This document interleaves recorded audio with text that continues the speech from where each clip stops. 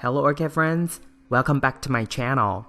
Wherever you are, I hope you're having a great day, staying healthy and staying safe. Today in this video, we're going to look at one of my Phalaenopsis mini marks in the collection. And I have 5 of them, and today we're going to look at the one on the left. And these 3 are the smaller ones of the 5.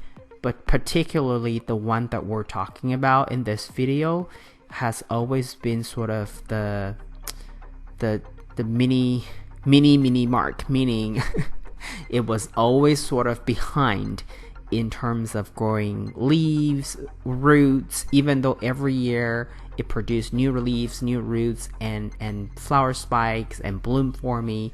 But this one has always sort of behind in terms of performance and progress. Nonetheless, it still is a good orchid to have in any collection. So if you can ever find an orchid this cross, definitely get one, or get a couple if you can afford it, like I did. I actually got 5 of them. I got them when they were, near blooming size, so it's been a few years since I purchased them, and they're still considerably small. Anyway, so this is just sort of a side video because I've already done at least one other video on my bigger mini marks and also included some additional footage on these smaller ones. But because I have all these photos and videos, so I thought I would still put together a quick video to show you some extra footage that didn't make it into the overall mini mark bloom spotlight video. One thing I do want to point out is the container that I'm using for this particular mini mark. It's actually a recycled plastic cup from another orchid that I purchased from a grocery store, and for some reason the supplier of that grocery store chain has always put their orchids in a plastic cup that comes with that have a lot of small ventilation holes on the sides.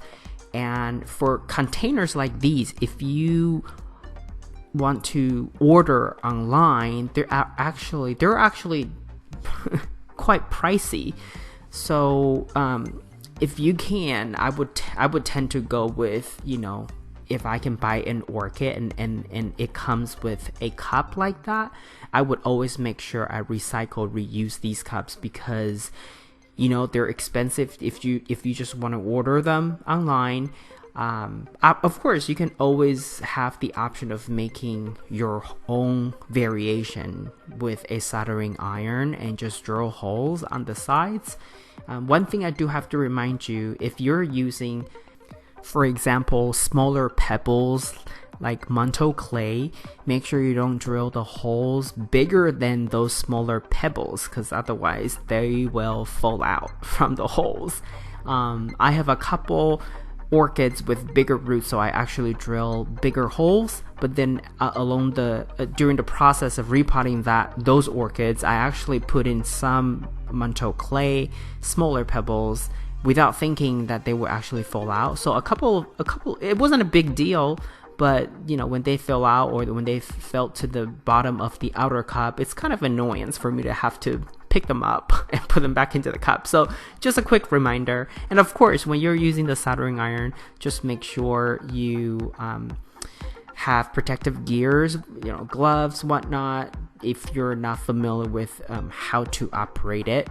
But the more you use it, the more you will be comfortable and be really good at using it. This is all I have for you today. If you like this video, please give it a thumbs up. And if you would like to get more orchid related videos from my channel, please subscribe and turn on the notification. I want to wish you happy growing, and I will talk to you in my next video. Ciao!